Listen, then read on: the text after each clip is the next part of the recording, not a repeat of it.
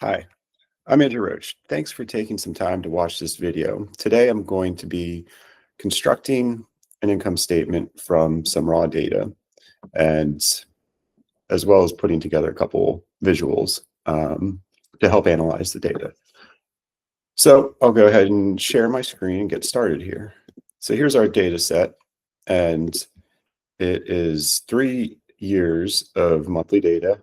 So here we have all of our revenue and expense categories, 3 years worth. And so one of the first things I want to do is to just get a unique listing of all of my P&L line items. So I'm just going to do pivot table and insert that right here, sheet. And this will be an easy way to eliminate any duplicates. I'm also going to add my category, remove the totals, and switch those. There we go. And I could even, go ahead and put together kind of a very quick and dirty P&L just using this pivot table. The way it's, structured right now, it's obviously not going to be in the right order. So I would need to go in and adjust this or add some ordering, a field to specify the order. But really all I'm interested in right now is the category and P&L line item. So I'm going to just copy this and paste, and I can get rid of my pivot table here and copy this up a little bit higher so it's easier to see. And so I can use this as the basis for my P&L. And so I have my revenue categories here. So I'm going to just start putting this in the order I want it. And I'm going to be constructing this so that it's dynamic and live updating. So that'll give me a little bit more flexibility than if I were just to use a pivot table. So I want to pull out depreciation and interest, of course.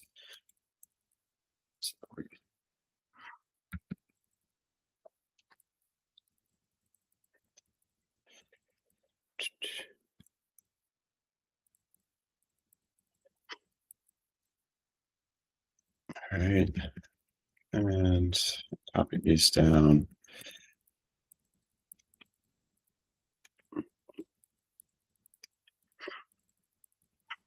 All right.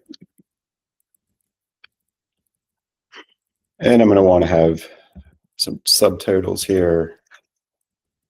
Total revenue.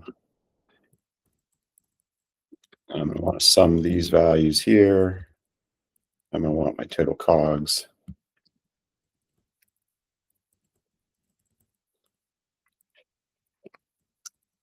Sum up these components.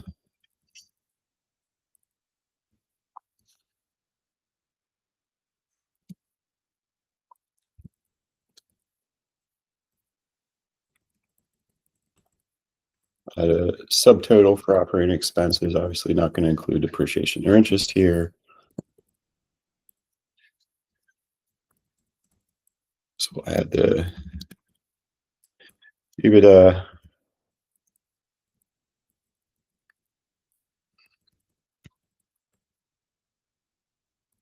So I need to add my gross margin here, gross profit. If you prefer that verbiage, gross margin, gross revenue, revenue.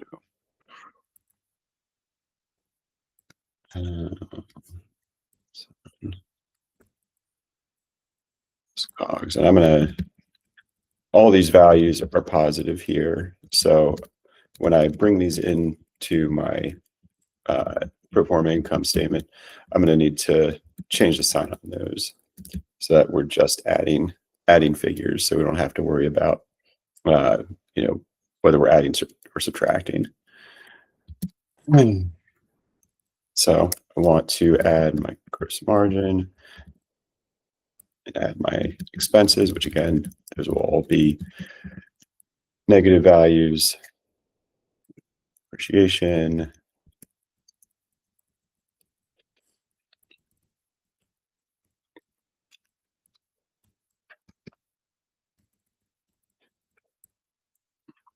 Okay. Interest.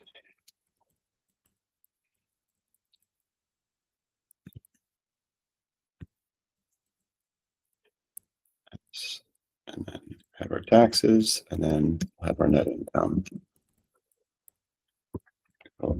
This plus this. Okay. All right, so we have basic structure here set up, but we need our time periods. So we're going across the top. So I have our fiscal year here and accounting period. Next thing I want to do here is to combine those, AP, FY.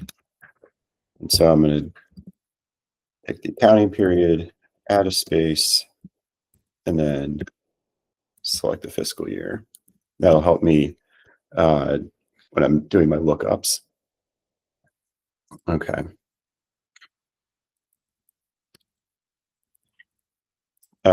So I'm just going to pull these.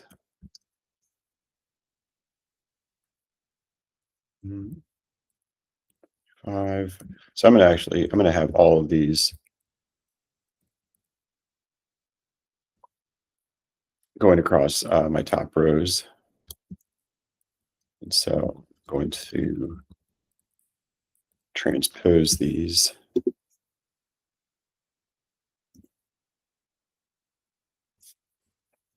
No, lost them.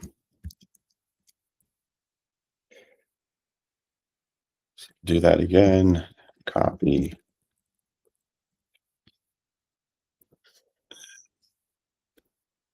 Transpose them. There we go. Let's get these all aligned. It's a little bit better. Okay. Let's adjust that. All right. Now, the next thing I want to do is not just in order to do the lookup effectively, I want to combine my P&L line item with my accounting period and fiscal year. So I'm going to add this over here so it's a little bit out of the way. Item and AP, FY.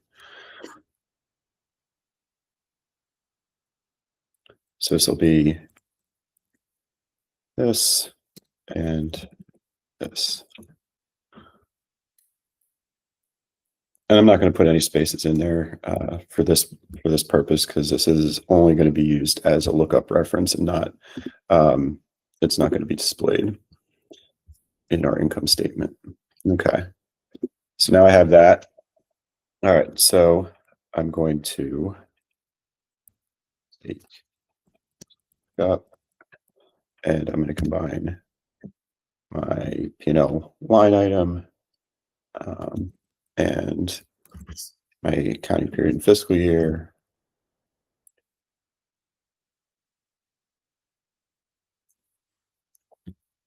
And then I'm going to select my criteria range and then my result range. And I'm actually going to go back and simplify this so that's just column A and column G. And I'll lock those. All right, so there we go. There's consulting revenue 708. Let's do a spot check of that.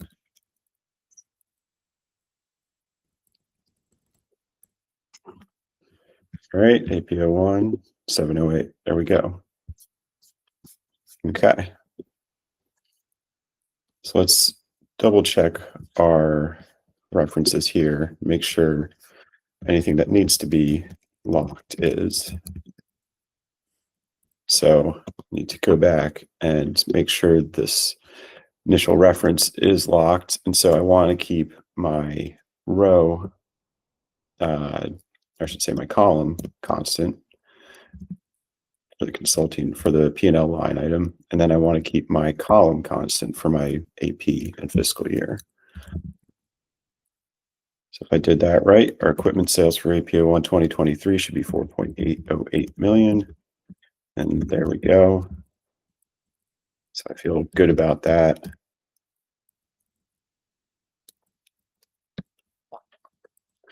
And I can just copy this over and copy over our total revenue as well.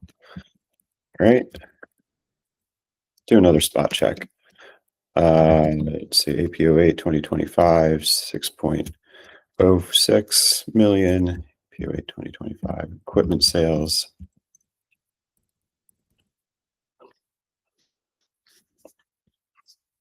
All right, there it is, 6.064 million. All right.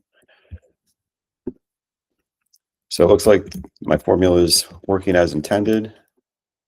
So I'm just going to continue to copy that down. And now, actually, because this is an expense category, I'm going to set a condition so that this is negative if it's not revenue. If this equals revenue, comma, 1, else minus 1, multiply that by the result. So that'll give me a negative value for my expenses. So then when I calculate my gross margin, I'm adding my revenue to my expenses, which are negative. All right, there we go. And let's format this. Copy this over. I'm going to do a little bit of formatting here, so it's a little bit easier to see.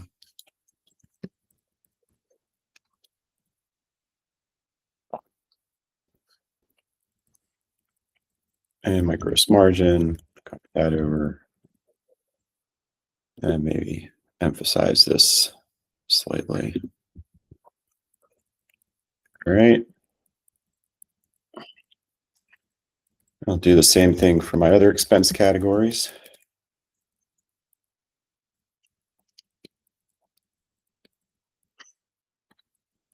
And I'll format this similarly.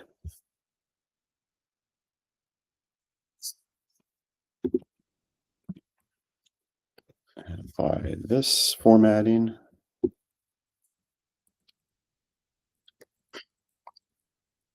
All right, my depreciation.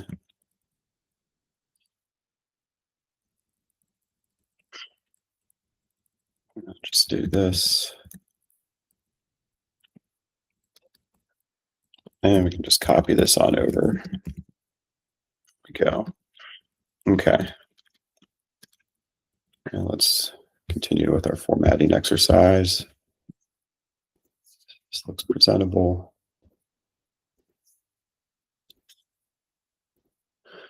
Okay. All right. So now we can move on to creating a bit of a visualization for this. And so what I want to do is create, well, maybe a couple visualizations. So I'm going to add a drop down here and drop down from a range, and we'll select the range, which is going to be all of my income statement line items.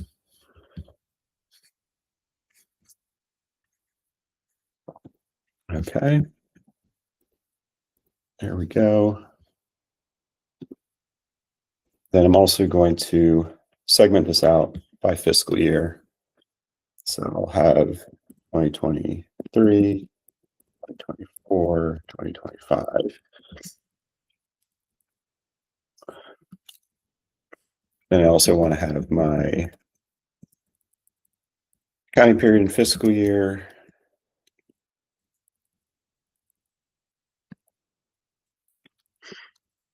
So I'll put that right there, move this down, give myself a little bit of space.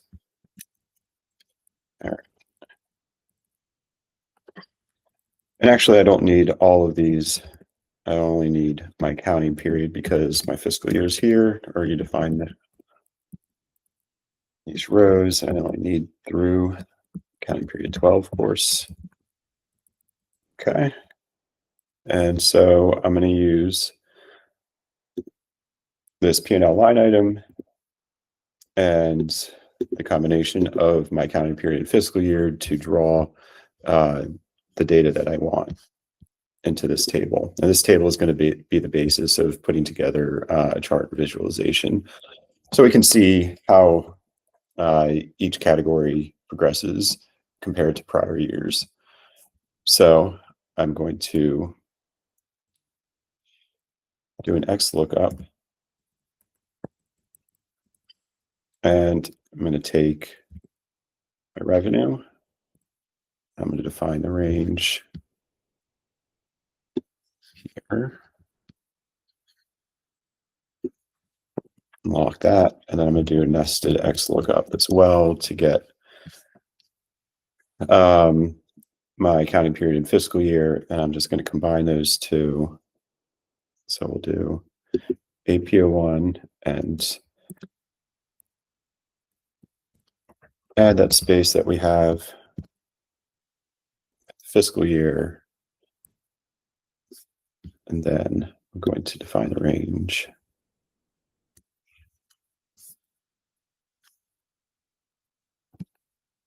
That way, unlock those cells. And then finally, I'm going to select the output range, which is just going to be the entire table. Okay, and lock that. Those are parens, and there we go. Let me make sure I have things locked appropriately. So I want my P&L category, line item category here locked on that cell. And then I want my accounting period to be locked on this row and my fiscal year to be locked on this column. Okay. So let's do a quick spot check. So I know 708,407 is right. It's a familiar number. 2024, 840. 840, there we go. And we can just check on AP01 FY25, 1.015 million. There we go, 1.015. So it looks like formula is working as intended. So I'll copy this over. Again, I'm going to do another spot check. AP12, 832.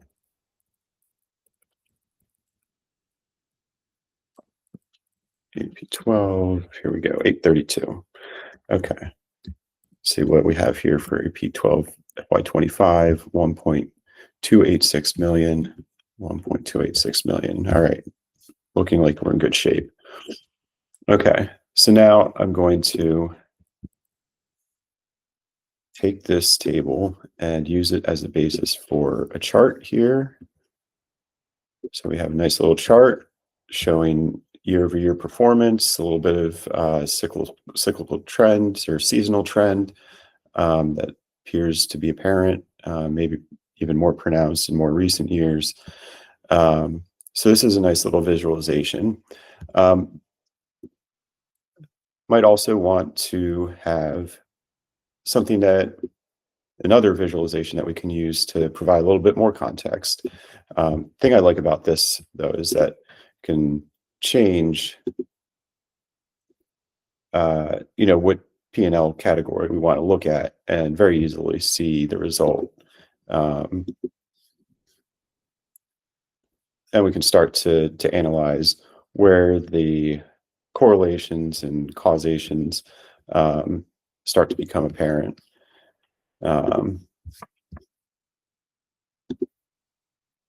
So I think that the next visualization I want to create is maybe showing all 3 years in line, but having multiple, being able to compare multiple line items.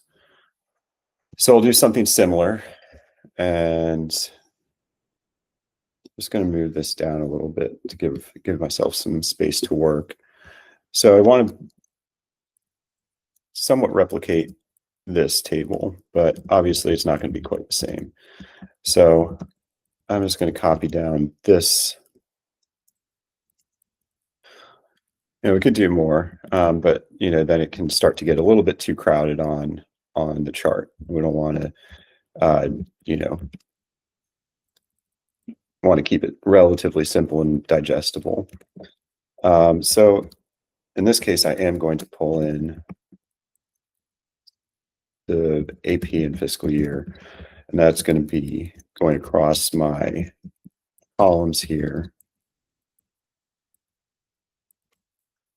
Okay, and get these all aligned. Okay, and then I can do similar lookup where I'm just taking this, my P&L category line item, and the fiscal year, accounting period fiscal year to bring in the relevant data. So do XLOOKUP, and we'll do this, define our range.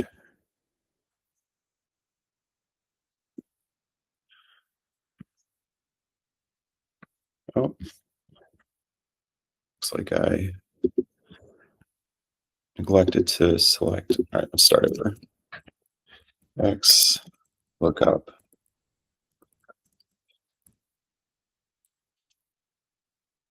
So I want to lock that column.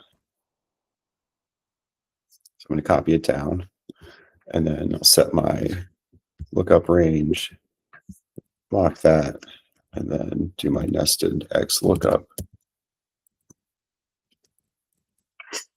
And then I'll select my accounting period fiscal year. In this case, I'm going to lock my row and then define my lookup range. Lock that, and then select my output range.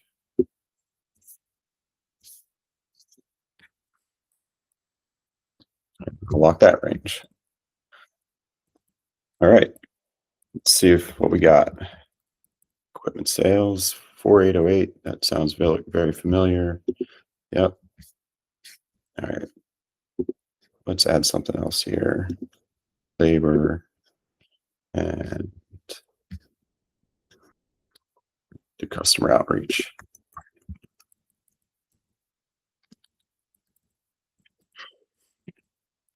Oops.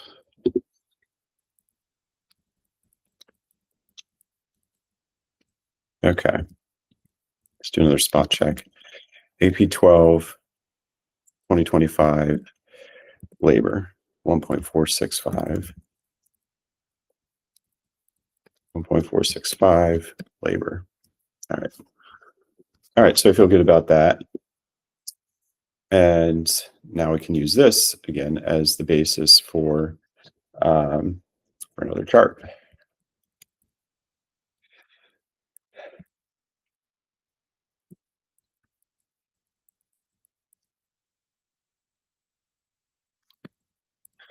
I'm not going to select my x-axis range because I know it's going to make it messy. I'm going to have to take a look at that. It's already messy.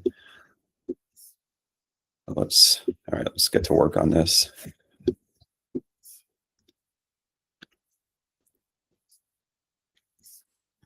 Okay.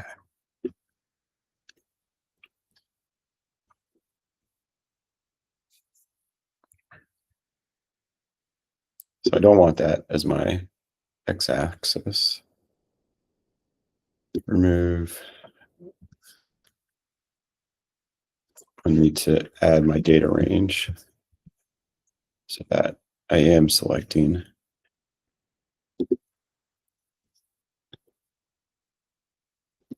another range. Okay. And we'll see how that works. X-axis. Row 47 is labels.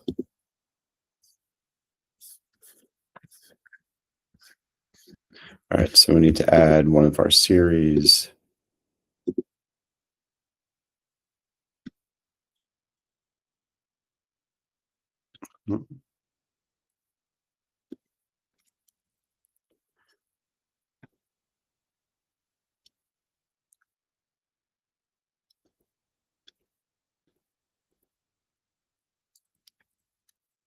Okay. All right, so now we can add a series. We got equipment sales and labor and customer outreach. No, I don't want that as my, okay. All right, so we have a bar chart here, and we're probably going to need to, it's going to depend, we're going to want to add a secondary axis. So for my customer outreach, this will have to depend on, which category is selected, because if I choose, I already have equipment sales, but if I have, say, saltine revenue, then we might want to see that on the same scale.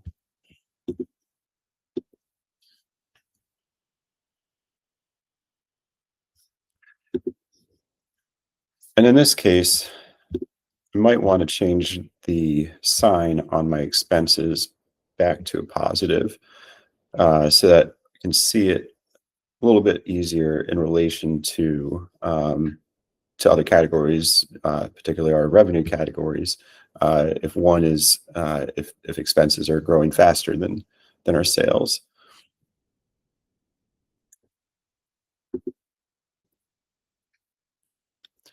But here's one where I think probably line chart would be better visualization.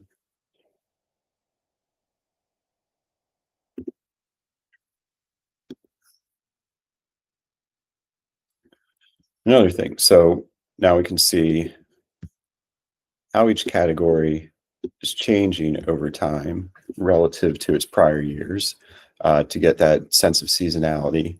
But we can also see our, how P&L categories and line items compare to each other. So this is something that I really like. Another visualization we can use is to see what the relative growth rates are. So this visualization is nice because we can see how they're comparing in absolute terms, but might also want to look at, how they compare on a more relative basis, in terms of their growth rate. Because if, say our expenses are growing faster on a percentage basis than our revenue, then that might be something that we want to look at, even if it isn't overtaking it, in absolute terms.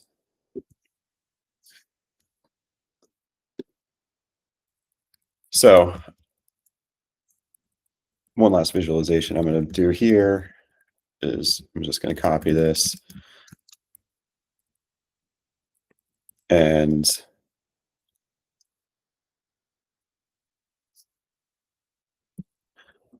in this case,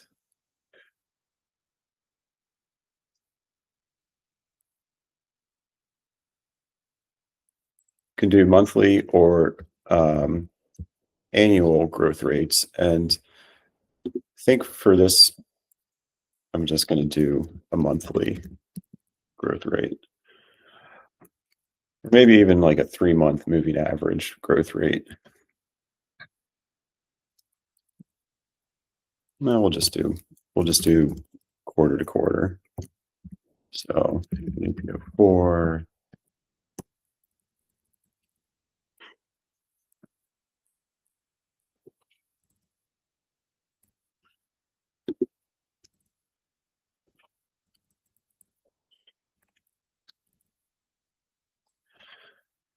Format that.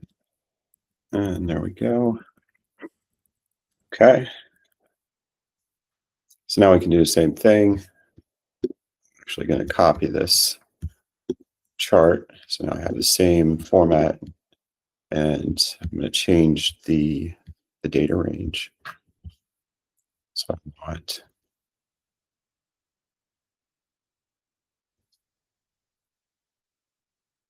M58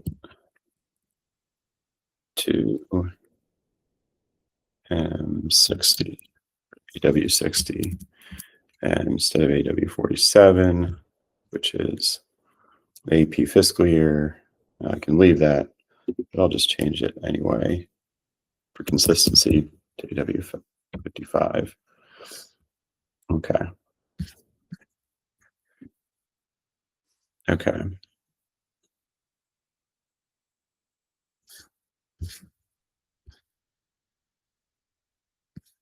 Yeah, I'm going to change this. So, and 5. Okay. All right. So now I have my series properly defined. So now I can see my relative growth rates on a quarter-over-quarter basis. And this is a little bit messy. Might be hard to parse exactly what it is conveying. Let's make sure we have everything on the left axis.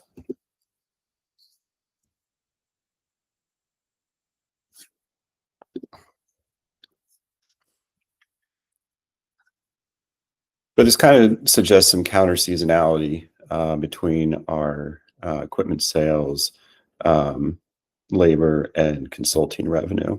So there might be some correlation there, as a leading indicator. There's these dips early in the year for equipment sales and labor, which is offset by our consulting revenue. And it seems actually fairly consistent in that kind of counter seasonality.